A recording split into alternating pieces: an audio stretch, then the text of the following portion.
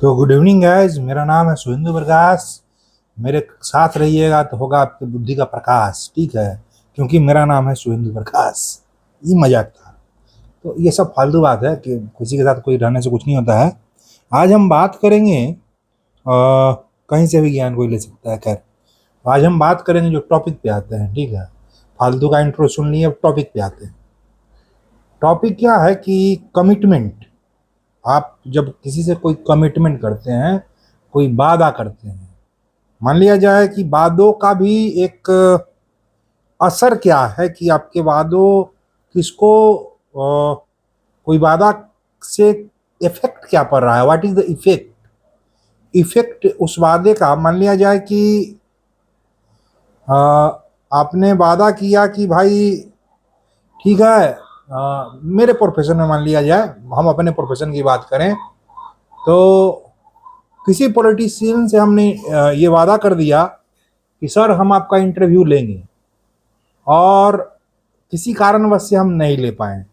ये चलेगा, ये इससे कोई उस पॉलिटिशियन पे उसका कोई उतना कुछ नहीं जाने वाला है। लेकिन उसमें भी क्या है कि उसमें भी आपको उस पॉलिटिशियन को ये पहले बताना होगा कि सर पोस्टपोन हो गया किसी कारण से, या फिर कोई गणमान्य व्यक्ति का आप कुछ अगर उस तरीके का, तो उसको पहले ये सूचना देना पड़ेगा। लेकिन आप मान लिया जाए कि उसी व्यक्ति को आप कह दिए कि आज आपका खबर चलाएंगे, ठीक है, लेकिन नहीं चला पाए तो कोई बात नहीं है, 2-4 दिन बाद चला दीजिएगा, लेकिन चला दीजिएगा, ठीक है। और नहीं भी चलाएगा तो कोई बात, उसको उससे कोई असर नहीं पड़ेगा उसके अपने जिंदगी पे, और कोई असर नहीं पड़ता है। लेकिन जिस वादा से कोई व्यक्ति इफेक्ट कर जाए, जिसपे अपेक्षा उसका निर्भर करता है, और उसका समय बर्बाद हो, आपके लिए इंतजार किया हो, वो वादा कहीं ना कहीं आपको उस तरह के वादे तोड़ने वाले लोगों से आपका संबंध तोड़ देना चाहिए आपको।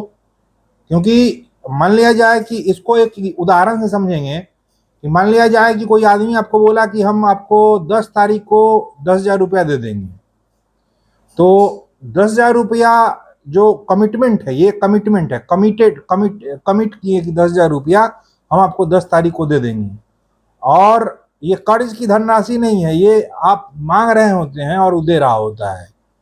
और टेकर एंड गिवर की बात है, ये वादा है। तो उस व्यक्ति का उस पर सारा काम टिक जाता है, ठीक है। कि उस 10,000 एक छोटा सा अमाउंट बता रहे, उसमें कुछ होता नहीं है। मान लें 10 लाख का कमिटमेंट है कि 10 तारीख को कोई देने वाला है, तो एक व्यक्ति का पूरा काम उस पर शिफ्ट हो जाता है, वो उस पर शिफ्ट होता है। एक शिफ्ट टुवार्ड्स है, मतलब कि वो उसका जो, उस व्यक्ति का जो दिमाग जिस दिशा में सोच रहा था, उसका दिशा बदल जाता है। वो दिशा और दशा दोनों बदलता है। तो कमिटमेंट, इस तरह का कमिटमेंट जब आप कमिट करते हैं, तब कहीं ना कहीं आपको सोचना चाहिए कमिटमेंट करने से पहले कि ये कमिटमेंट हम करें या नहीं करें। मान लिया जाए कि किसी ने कह दिया कि भाई कुछ ऐसा कर देंगे तुम्हारे लिए कि उससे मतलब कि आपके काम में हेल्प मिलेगा, ये सब, ये कमिटमेंट हो गया, ये 100% कमिटमेंट कर दिया।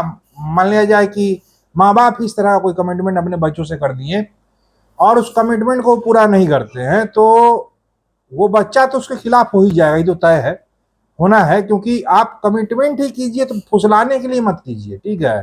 फुसलाइएगा, बड़े बच्चों को फुसलाइएगा, 25 साल 30 साल के बच्चों को, 40 साल के बच्चों को, 50 साल के बच्चों को। जब पेरेंट्स जब फुसलाने के मूड में आते हैं तो गुस्सा आता है बच्चा को कि भाई आप कमिटमेंट काहे किए थे। मान लिया 2 कट्ठा जमीन हम आप तुम्हारे नाम से लिख देंगे, 1 मिनट के लिए ये बात आ गया, और समय आया तो मुकर गए, अरे वो तो इसी फुसलाने के लिए बोले थे, मतलब चूतिया हमको समझे हैं क्या। बहुत क्लियर है, बहुत क्लियर है। फिर हथियार उठा के वैसा गर्दन काट दीजिए वैसा माँ बाप को, ठीक है। उसमें कोई प्रॉब्लम नहीं, गर्दन मत काटिएगा, लेकिन वैसे माँ बाप से संबंध तोड़ देना चाहिए। क्योंकि वो आपके आकांक्षाओं और अपेक्षाओं को नहीं समझ रहे हैं, ठीक है। वो आपके काम में बाधक बन रहे हैं, ठीक है। वो आपके जॉब प्रोफाइल को कहीं ना कहीं न चाहते हुए भी हैम्पर कर रहे हैं, आपको बेवकूफ बना रहे हैं। तो वैसे गार्जियन का, वैसे अभिभावक का त्याग कीजिए, वैसे व्यक्ति को आग भी मत दीजिएगा, ठीक है। वैसे व्यक्ति आपका हित चाह रहा है ना, वो चाहे नहीं चाह रहे लेकिन आपका हित हो रहा है, क्या समझे। जैसे कि फॉर उदाहरण के लिए एक और चीज बताते हैं, मान लिया जाए कि ये तो एक पेरेंट्स पे बता दिए, गार्जियन पे बता दिए, कोई गार्जियन अगर आपके साथ अगर इस तरह का अगर काम करता है, इसको बोलते हैं हिपोक्रेसी, दोगलाई हिंदी में बोलते हैं, ठीक है, कि भाई आप दोगलाई कर दिए। ये पेरेंट्स पे बता दिए कि अगर कोई पेरेंट्स या फिर कोई करीबी दोस्त अगर इस तरह का अगर बात करता है तो वैसे व्यक्ति से आप संबंध तोड़ दीजिए। और क्योंकि वो आपका जिंदगी बर्बाद कर देगा ना, जिंदगी बर्बाद हो जाएगी, क्योंकि आप बार बार कुछ सोचिएगा, बार बार आपका हैम्पर कर देगा, वो आपको बर्बादी की ओर ले जाएगा। दूसरा एग्जाम्पल देते हैं, मान लिया जाए कि हम किसी व्यक्ति को कोई काम दिए कि भाई ये खबर है, ये खबर तुम पढ़ दोगे। मान लिया जाए कोई स्क्रिप्ट हमने किसी को भेजा, तो सुबह में बोला कि हाँ सर पढ़ देंगे, हाँ हाँ हाँ हो जाएगा। और कब तक हो जाएगा भाई, तो 12 बजे तक आपको हम करके दे देंगे, ठीक है। और 12 बजे वो कहेगा कि नहीं हमको जाना है गांव, हमको जाना है घूमने, तो वैसे व्यक्ति का भी त्याग कर दीजिए। क्यों कर दीजिए, क्योंकि सुबह में 6 बजे आपको काम दिया गया, 12 बजे यही बात बोल रहे हैं, आप 6:30 बजे बोल देते, आप 7 बजे बोल देते, आपका उसने वैल्यू नहीं की, आपकी प्रायोरिटी कम है। आप जो काम जो उसको दिए थे उसको लो वैल्यू आपको ट्रीट किया, ठीक है, क्योंकि उसके लिए उसका अपना काम ज्यादा क्या कहेंगे उसको, अपना और उपराया के चक्कर में पड़ा हुआ है। वो अपने लग्जरी और कंफर्ट से बाहर नहीं निकल रहा है। वो कह रहा है कि हम अपने बच्चा को घुमाने लेके जा रहे हैं, या फिर वो अपने किसी निजी काम में व्यस्त हो गया है, तो फिर आपके काम का क्या हुआ। आपका काम जो 6 घंटा जो आपका जो बर्बाद कर दिया वो नहीं ना होता। कम से कम समय का जो बर्बादी करे, जो आपके दिशा और दशा को भटका दे, वैसे व्यक्ति को कहीं ना कहीं, क्योंकि देखिए होता क्या है, अपेक्षा तो नहीं पालना चाहिए, लेकिन ये कमिटमेंट है कि प्राण जाए पर वचन न जाए। तो कोई अगर कमिट अगर कोई चीज कर रहा है तो सोच समझ के कमिट करे, जो चीज उसको प्रभावित करता है। If something will effect something, मान लिया जाए कि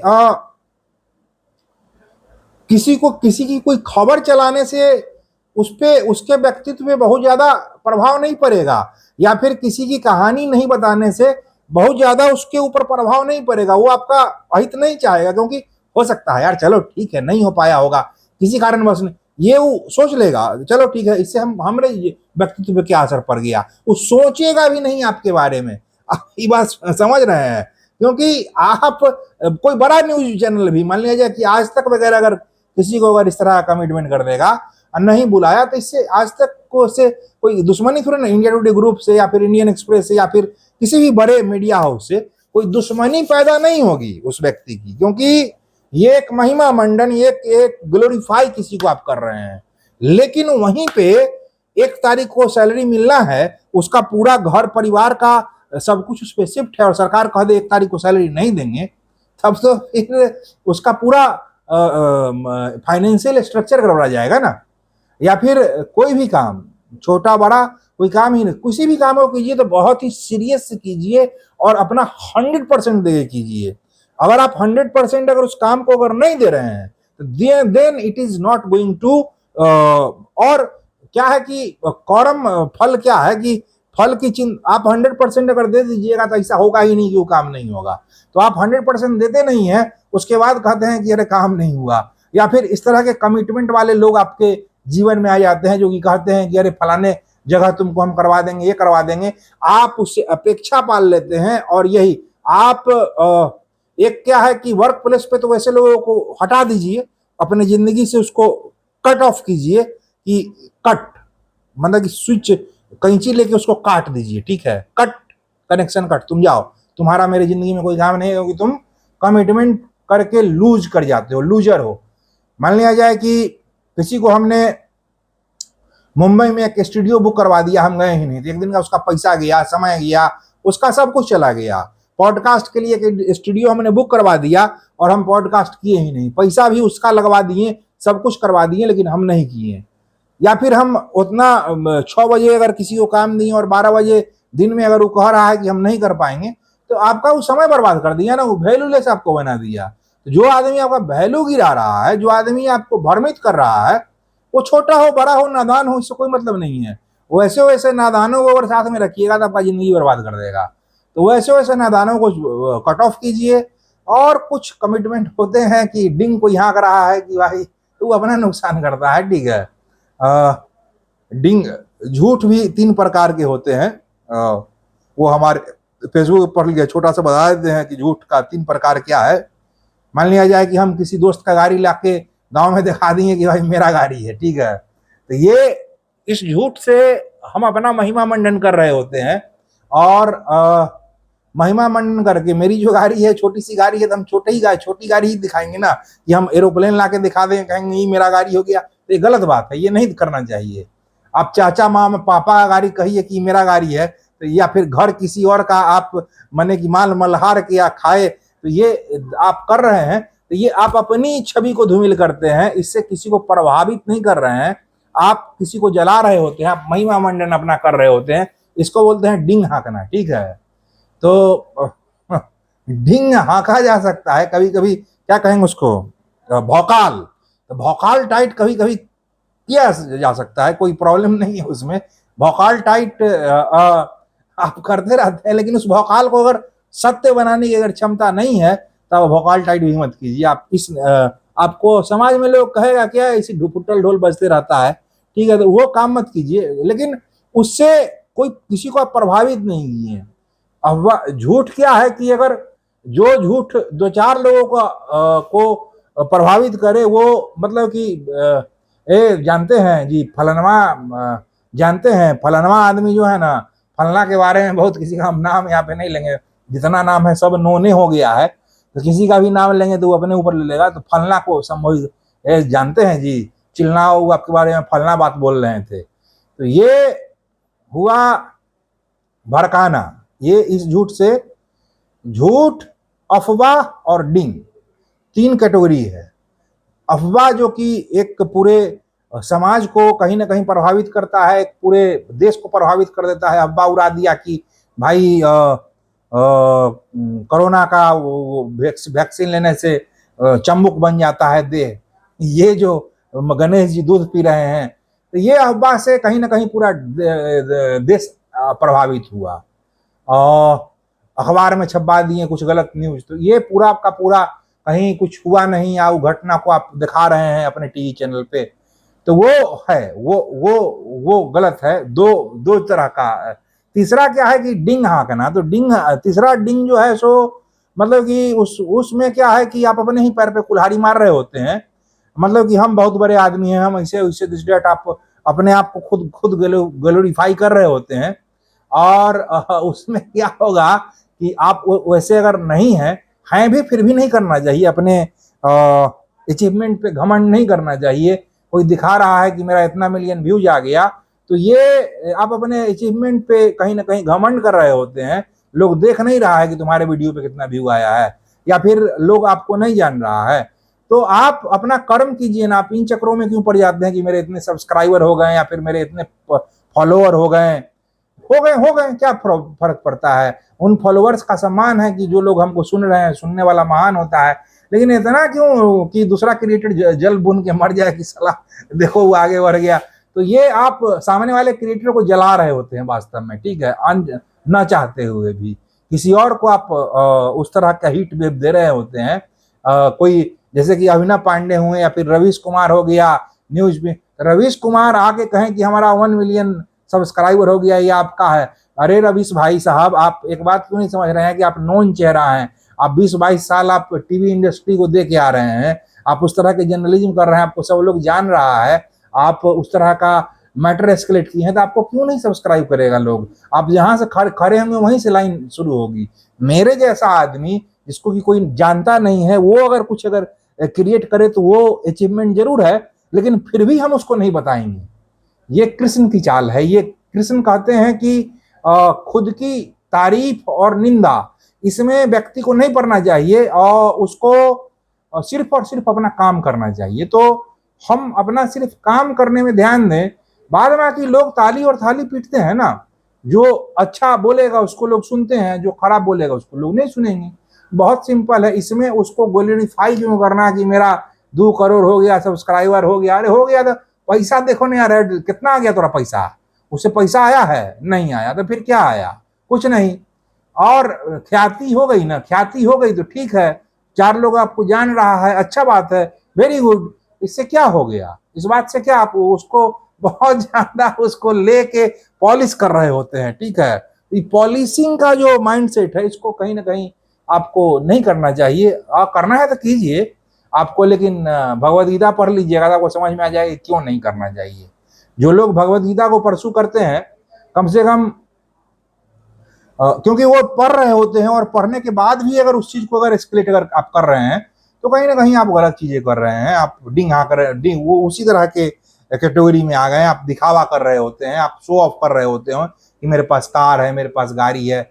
हम एक छोटा सा कमरा में शूट करते हैं, हम कभी नहीं दिखाएंगे अपने क्या कहेंगे उसको, कार से भी चलेंगे तो हम भले ही हम हेलीकॉप्टर से उड़े, प्लेन से उड़े, लेकिन कभी कभी वो क्या कहते हैं उसको, फोटोबाजी वगैरह हम कर लेते हैं, लेकिन वो अपने लिए करते हैं, मजा आता है।